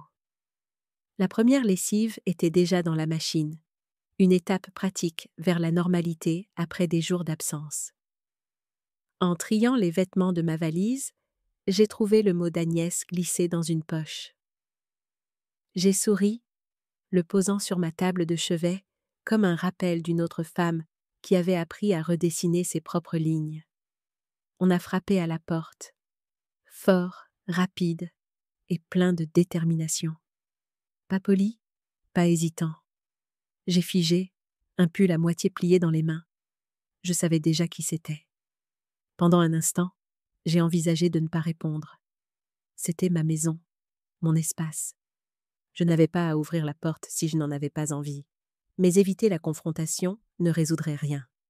Les nouvelles lignes devaient être tracées face à face.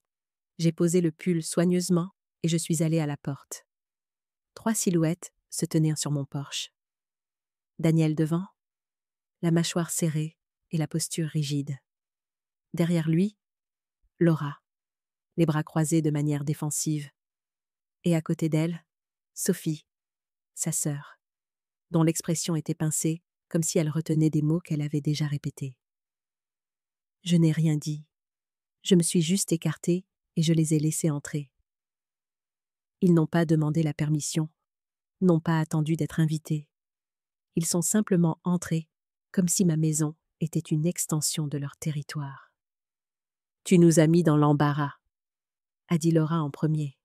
Pas de « bonjour », pas de « comment vas-tu », juste l'accusation lancée avec la certitude de quelqu'un qui se croyait être la partie lésée. « La nourriture n'est jamais arrivée », a ajouté Daniel. Les gens ont posé des questions. Sophie a enchaîné. Sais-tu à quel point on a dû se démener? Rick et moi avons couru dans 3 magasins différents. Tu as gâché Noël? A dit Daniel, comme s'il énonçait un fait, pas une opinion. Je suis restée près du comptoir, les bras reposant légèrement sur le bord. J'ai attendu, laissant les mots s'accumuler comme du linge mouillé. Laisse-les tout sortir, pensais-je. Tous les griefs, toute l'indignation. Les enfants demandaient où tu étais, a poursuivi Laura. Qu'est-ce qu'on était censé leur dire? Que leur grand-mère a juste décidé de les abandonner à Noël? Michel nous a appelés en panique, a ajouté Daniel. Même lui ne savait pas où tu étais. C'était égoïste, a prononcé Sophie, le jugement final. Égoïste et sans considération. Quand le silence s'est enfin ouvert pour moi, j'ai parlé doucement. Je n'ai rien gâché. Je suis juste sortie d'un rôle que je n'ai jamais accepté de jouer. Daniel a cligné des yeux. Qu'est-ce que ça veut dire? Ça veut dire que je ne suis pas votre personnel. Je ne suis pas la baby-sitter gratuite, la cuisinière invisible, celle qui arrange tout discrètement en coulisses. Je suis votre mère, pas votre employée. Les mots sont sortis plus facilement que prévu, venant d'un lieu de clarté que j'avais trouvé quelque part entre la terrasse d'Eliane et ma propre porte d'entrée. Sophie a ricané.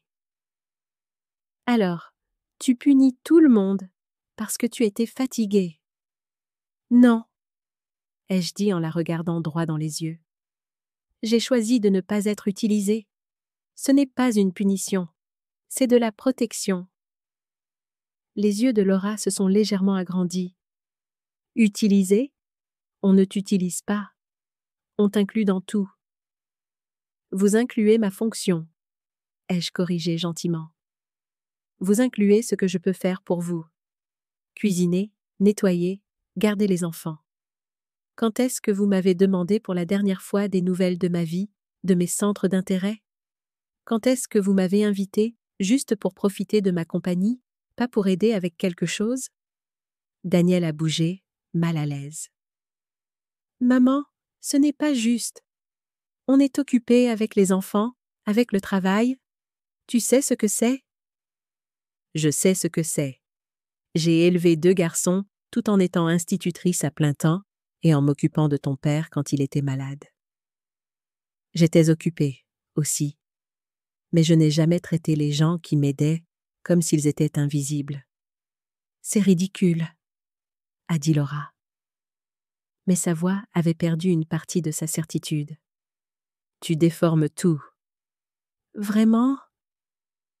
Je me suis dirigée vers le tiroir à côté du réfrigérateur et j'ai sorti le petit carnet où j'avais fait mes listes.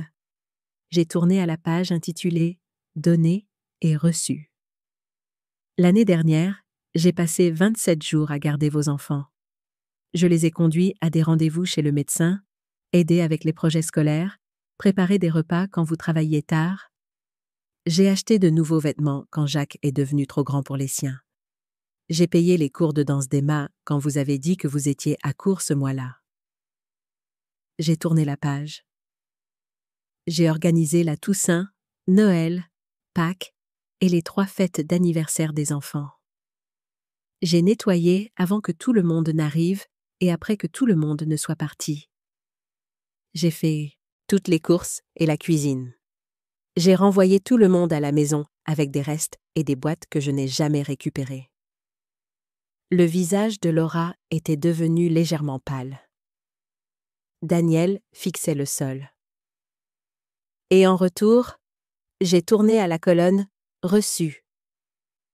Un appel téléphonique pour mon anniversaire, une bougie parfumée pour Noël qui est toujours dans son emballage, parce que c'est la même que vous m'avez offerte l'année précédente, et une carte de fête des mères que Jacques a signée, mais qui a clairement été achetée et lui a été présentée pour signature le jour même, parce que l'étiquette de prix était encore au dos. Aucun d'eux n'a parlé. Dehors, une voiture est passée, remplissant momentanément le silence du bruit des pneus sur l'asphalte. « Je t'ai entendu, Daniel », ai-je dit finalement, ma voix plus douce maintenant. Debout dans ta cuisine, disant à Laura de me débarrasser les 9 gosses parce que, de toute façon, je ne fais rien de mes journées. Je vous apportais des courses, des ingrédients spéciaux pour la farce, et j'avais le reçu du traiteur dans la main. Le traiteur que j'ai payé sans vous le dire, parce que je voulais vous faciliter Noël. La tête de Daniel s'est relevée brusquement. « Maman, J'ai levé la main. « S'il te plaît, non. Ne me dis pas que j'ai mal compris ou que tu ne le pensais pas de cette façon. Parce que la vérité, c'est que, même si tu ne le pensais pas à ce moment-là, c'est comme ça que vous me traitez, vous tous. » Je les ai regardés chacun à leur tour. Comme quelqu'un dont le temps n'a pas d'importance, dont les sentiments n'ont pas d'importance. Comme une ressource, pas une personne. Sophie a détourné le regard la première. Les bras de Laura s'étaient décroisés, ses mains se tordant maintenant l'une contre l'autre. Daniel est resté là, quelque chose comme une prise de conscience se dessinant lentement dans ses yeux. « Alors tu t'es enfui, a-t-il dit finalement. Pour marquer le coup ? Non, ai-je corrigé. J'ai choisi une autre façon de passer Noël, avec des gens qui me voient comme une personne, pas comme une commodité. Ce n'est pas s'enfuir, c'est choisir mon propre bien-être. Je me suis approchée de la porte et je l'ai ouverte. Le geste était clair. Si vous êtes venu pour des excuses, vous n'en aurez pas. Ce que je vais offrir, c'est ceci. À l'avenir, je suis disponible pour être ta mère, Daniel, et une grand-mère pour tes enfants. Mais à des conditions qui incluent le respect mutuel. Je ne serai plus la solution par défaut à vos problèmes. Je ne serai plus considérée comme acquise. Ils ont hésité, comme s'ils pensaient que je pourrais changer d'avis. Quand je ne l'ai pas fait, ils se sont dirigés lentement vers la porte. Daniel s'est arrêté sur le seuil.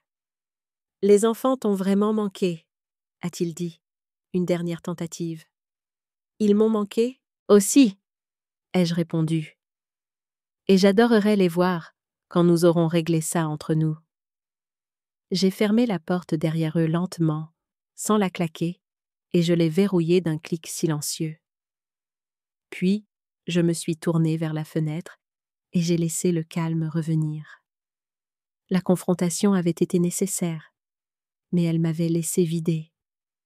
J'ai préparé un thé et je me suis assise sur ma terrasse arrière, regardant les oiseaux à la mangeoire que François avait accrochés des années auparavant. Elle avait besoin d'être remplie.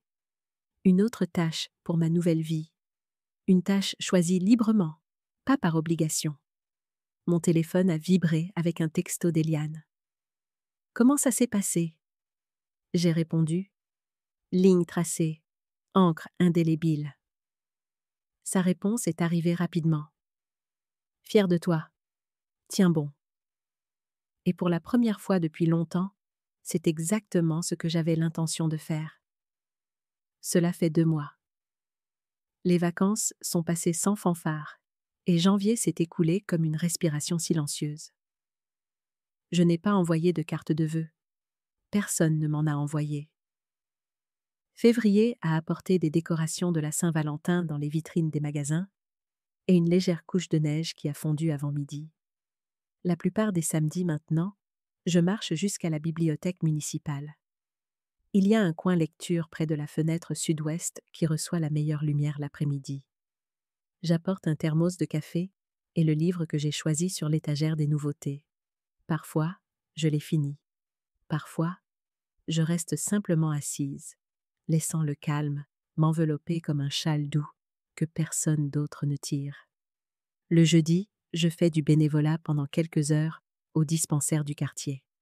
Juste du travail d'accueil, des formulaires, des enregistrements, des salutations chaleureuses pour des étrangers qui n'attendent rien de plus. C'est simple, utile, mais jamais lourd. Je n'ai pas bloqué le numéro de Daniel. Il a appelé 2 fois en janvier, les 2 fois tard le soir. Pas de message vocal, juste des appels manqués. Je n'ai pas rappelé, mais je ne l'ai pas supprimé non plus. Il ne s'agit pas de punition. Je ne suis plus en colère. Je n'ai juste pas besoin de lui courir après. Je pense qu'il attend toujours la version de moi qui laissait tout tomber quand quelqu'un d'autre oubliait. La version qui absorbait le chaos sans broncher. Celle qui donnait son temps, comme s'il ne coûtait rien. Mais elle n'est pas là en ce moment. Je cuisine quand j'en ai envie. Je garde des fleurs dans la maison, même si elles ne durent pas longtemps. Je dis non quand je pense non, et oui quand c'est un vrai oui. Personne ne m'envoie plus de textos pour demander de l'aide le week-end. Le silence me semblait autrefois un exil. Maintenant, il ressemble à une pièce dont j'ai enfin la clé. Parfois, je me surprends encore à prendre mon téléphone par habitude, me demandant si j'ai manqué quelque chose d'important. Mais la plupart du temps, non. La plupart du temps, je me penche en arrière dans mon fauteuil, j'expire et je sens la forme de ma vie se réinstaller dans quelque chose qui m'appartient à nouveau. Pas emprunté, pas attendu, juste à moi. C'est lors d'un de ces samedis tranquilles, le livre ouvert sur mes genoux, mais mon regard dérivant vers la fenêtre, que je l'ai vu. Daniel, debout maladroitement près du bureau de renseignement, balayant la bibliothèque du regard, me cherchant. Nos yeux se sont croisés à travers la pièce. Il a hésité, puis s'est approché lentement, comme s'il approchait d'un animal sauvage qu'il ne voulait pas effrayer. « Maman », a-t-il dit, s'arrêtant à une distance respectueuse de ma chaise. « Daniel. » J'ai fermé mon livre, gardant mon doigt entre les pages pour marquer ma place. « C'est une surprise. » Il a jeté un coup d'œil à la chaise vide à côté de moi. « Je peux m'asseoir ?» J'ai hoché la tête. Il s'est assis sur la chaise, semblant déplacé parmi les romans d'amour et les brochures de retraite sur la table voisine. « Tu as l'air bien, » a-t-il dit finalement. « Différente, en quelque sorte. Je me sens différente, ai-je admis. Et c'était vrai. Il y avait une légèreté en moi maintenant, une certitude que je n'avais pas ressentie depuis des années. Il a hoché la tête, jouant avec la fermeture éclair de sa veste. Laura et moi avons beaucoup parlé. En fait, j'ai attendu, ne comblant pas le silence pour lui. Je ne le voyais pas, maman. Comment on te traitait? Pas avant que tu partes. Il a baissé les yeux sur ses mains. Et même là, j'ai d'abord été en colère. Je pensais que tu étais dramatique, comme tu l'as dit. L'ancienne moi se serait précipitée pour le rassurer, pour apaiser son malaise. La nouvelle moi a juste écouté. Mais ensuite, j'ai commencé à y penser. À toutes les fois où on a appelé à la dernière minute pour du babysitting. À toutes les fois où on a simplement supposé que tu t'en occuperais. Il a levé les yeux, rencontrant les miens. À toutes les fois où j'ai dit des choses, sans penser à comment elles sonnaient. Comme me débarrasser les 9 gosses? Ai-je demandé, ma voix douce, malgré la franchise de la question. Il a grimacé. Ouais, comme ça. C'était stupide à dire, y réfléchis. Mais pas faux, ai-je souligné. C'était le plan, n'est-ce pas?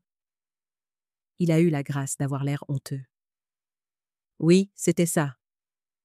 L'aveu est resté suspendu entre nous, plus honnête que je ne l'avais prévu. Maman, je suis désolé, a-t-il dit finalement. Vraiment désolé. Pas seulement pour ce que j'ai dit, mais pour la façon dont on t'a traité. Tu méritais mieux. J'ai étudié son visage. La même mâchoire forte que son père, les mêmes yeux sincères qui pouvaient se me convaincre de presque n'importe quoi quand il était enfant. Mais il n'était plus un enfant. C'était un homme d'âge mûr qui avait pris sa mère pour acquise pendant bien trop longtemps. Merci d'avoir dit ça, ai-je dit finalement. J'apprécie. Alors, ça va entre nous? A-t-il demandé, l'espoir perçant dans sa voix. J'ai légèrement secoué la tête. On commence à aller bien. Mais Daniel, les choses ne peuvent pas revenir comme avant. Je ne le permettrai pas. Son expression a vacillé. Qu'est-ce que ça veut dire? Ça veut dire que je suis toujours ta mère. Je t'aime toujours, toi et ta famille. Mais j'ai ma propre vie maintenant, mes propres routines, mes propres priorités. Je suis heureuse de faire partie de vos vies, mais pas au détriment de la mienne. Il a légèrement froncé les sourcils.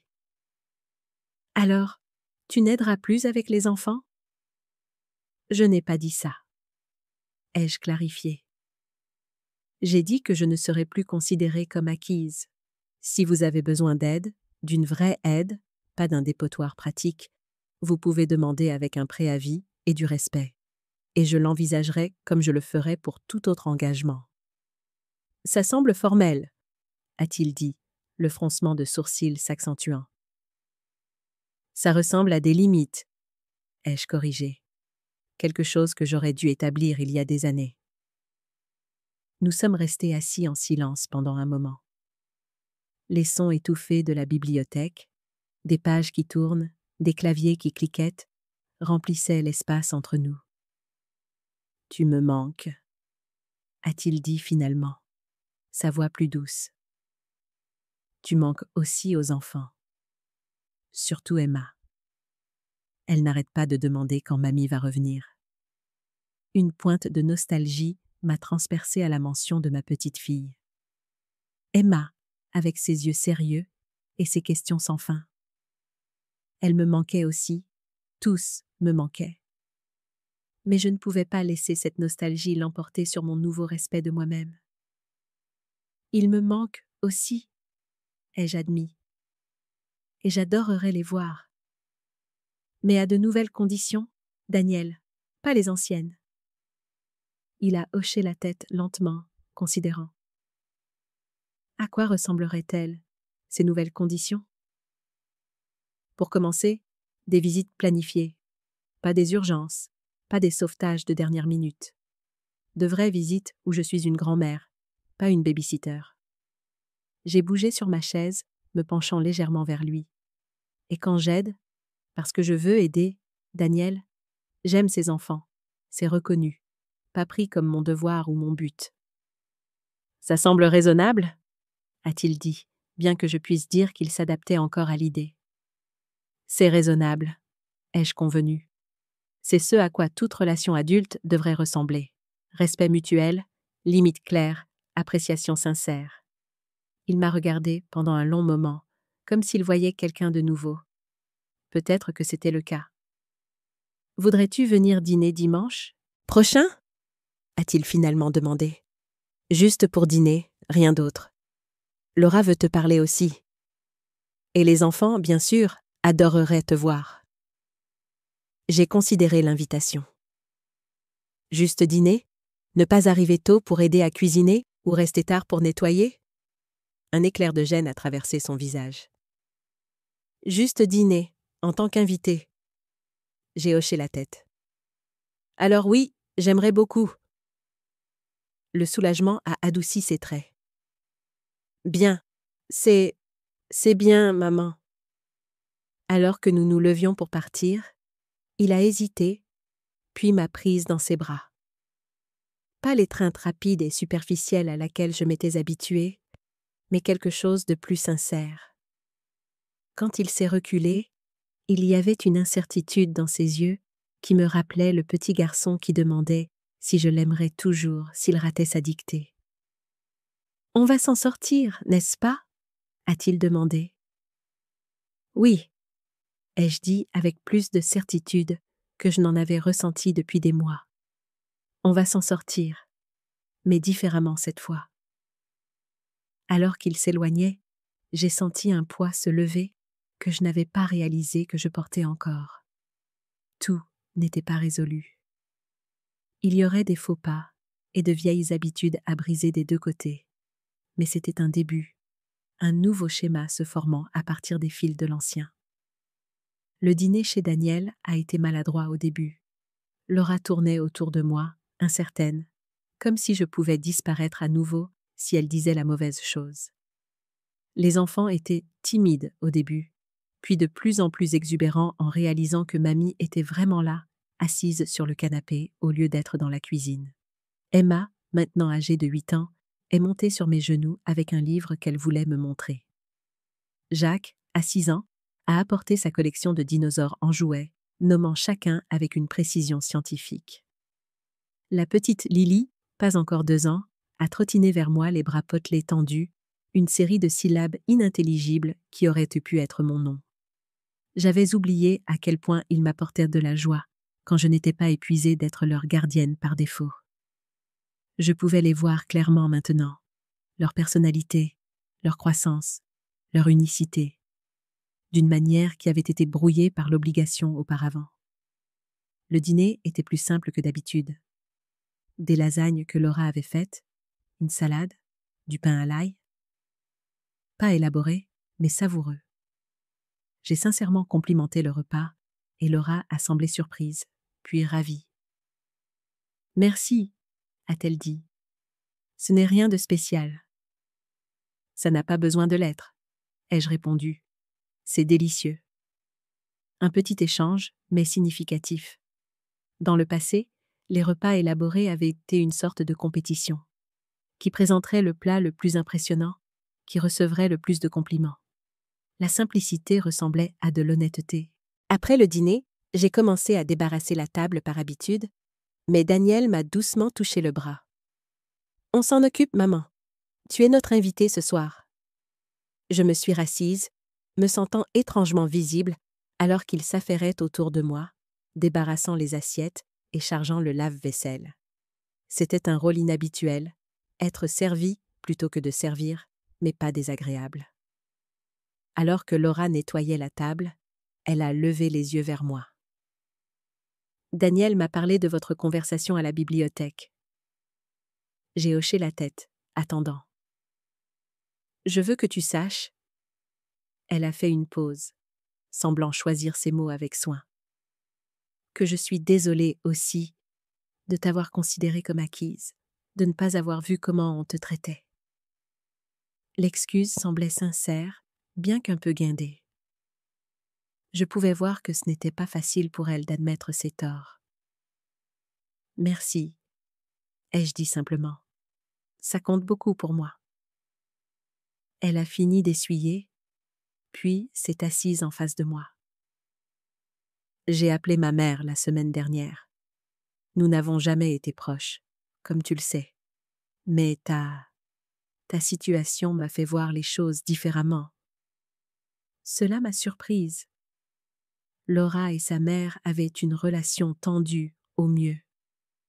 Des années de critiques et de jugements avaient créé un fossé entre elles qui semblait infranchissable. « Comment ça s'est passé ?» ai-je demandé. Elle a haussé les épaules. « Maladroit, tendu par moments, mais nécessaire, je pense. Nous déjeunons ensemble la semaine prochaine. » « C'est courageux, » ai-je dit, sincèrement. « C'est ton influence, en fait. » Un petit sourire a effleuré ses lèvres.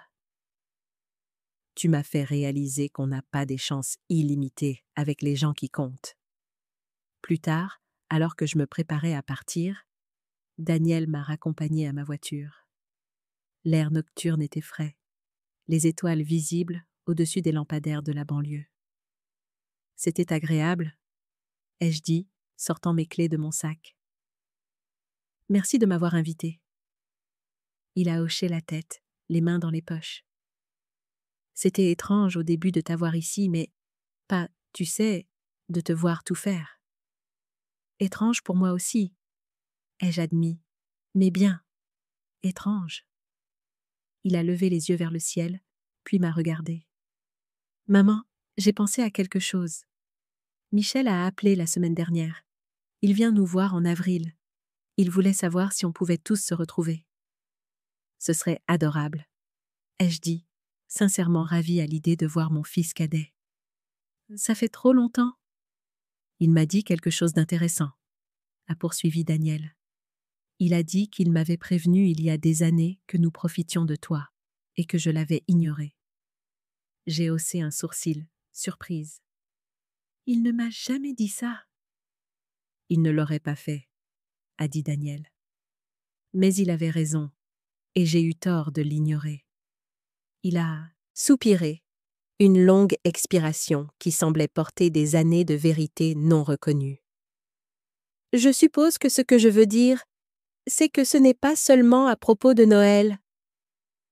C'est à propos d'un schéma, et je suis désolée qu'il ait fallu que tu partes pour que je le voie. L'aveu s'est installé entre nous, plus significatif que n'importe quelle excuse précédente. Ce n'était pas seulement la reconnaissance d'un seul incident, mais d'une dynamique de longue date. Merci de le voir maintenant, ai-je dit doucement. Il a hoché la tête. Alors, on se voit dimanche prochain, peut-être pour le déjeuner au lieu du dîner? Les enfants ont leur match de foot l'après-midi. Le déjeuner serait parfait, ai-je convenu. En rentrant chez moi, j'ai senti un optimisme prudent prendre racine. Tout n'était pas réglé. Un vrai changement prendrait du temps et des efforts constants des deux côtés. Mais le terrain avait été préparé. Les graines avaient été plantées. Maintenant, nous verrions ce qui pousserait. Les semaines se sont transformées en mois, et lentement, de nouveaux schémas ont émergé. Les déjeuners du dimanche sont devenus un rendez-vous régulier.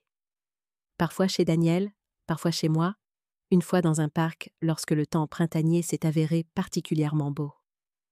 La visite de Michel en avril a apporté son propre lot de réconciliation et de reconnaissance, car il a lui aussi reconnu les façons dont il m'avait considérée comme acquise de loin.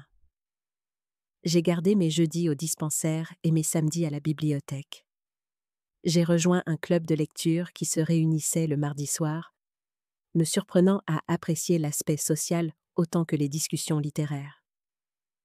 J'ai commencé à marcher chaque matin, une routine simple qui m'a apporté un plaisir inattendu. Emma a commencé à passer des après-midi occasionnels avec moi. Juste nous deux, à faire des biscuits ou à travailler dans le petit jardin que j'avais commencé dans mon arrière-cour. Ce n'étaient pas des situations de garde d'enfants d'urgence, mais des visites planifiées que nous attendions toutes les deux avec impatience. Elle montrait un réel intérêt pour apprendre à pâtisser, et j'ai découvert que j'avais plus de patience maintenant que je n'étais pas constamment épuisée de me surmener. Laura et moi sommes parvenus à une nouvelle entente aussi. Pas tout à fait amies, mais plus la dynamique maladroite de belle-mère et belle-fille que nous avions auparavant. Elle faisait un effort pour m'inclure dans les conversations, pour me demander des nouvelles de ma semaine, pour me voir comme une personne avec une vie au-delà de ma relation avec ses enfants. Daniel dérapait encore occasionnellement. Une demande d'aide de dernière minute lorsqu'une réunion s'éternisait. Une supposition désinvolte que je serais disponible pour un événement familial. Mais maintenant, quand je le lui faisais remarquer, il se rattrapait, s'excusait et s'adaptait. Des progrès, pas la perfection. Le changement le plus significatif, cependant, était en moi. Je ne me sentais plus coupable d'avoir des limites. Je ne m'excusais plus pour mes propres besoins. J'avais appris à dire non sans explication ni justification. Et oui, avec un enthousiasme sincère, plutôt que par obligation. Eliane appelait régulièrement, prenant des nouvelles de mon « maintien des limites », comme elle l'appelait. Nous avons prévu un voyage d'été ensemble, une semaine dans une ville côtière que nous n'avions jamais visitée. Quelque chose à attendre avec impatience. Une aventure partagée avec quelqu'un qui me voyait clairement. Un après-midi chaud de mai, j'étais assise sur ma terrasse arrière, un verre de thé glacé perlant sur la table à côté de moi. Mon jardin se portait bien, pas élaboré, mais vibrant des couleurs du printemps. Quelques papillons dansaient parmi les fleurs et les oiseaux bavardaient dans le vieux chêne au fond du jardin. Mon téléphone a vibré avec un texto de Daniel. « Maman, serais-tu d'accord pour garder les enfants vendredi soir prochain? Laura et moi avons un truc. Je comprends tout à fait si ça ne t'arrange pas. » J'ai souri à la formulation soignée, à la reconnaissance que je pouvais avoir des projets, à l'absence de suppositions. J'ai vérifié mon calendrier mental.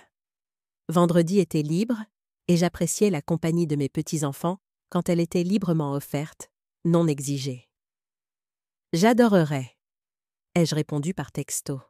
« Déposez-les après le dîner. Je préparerai un film et du pop-corn. » Sa réponse est arrivée rapidement. « Parfait. Merci. On apprécie vraiment. » 3 mots simples. On apprécie vraiment. Cela aurait été absent autrefois, quand mon aide était attendue plutôt qu'appréciée.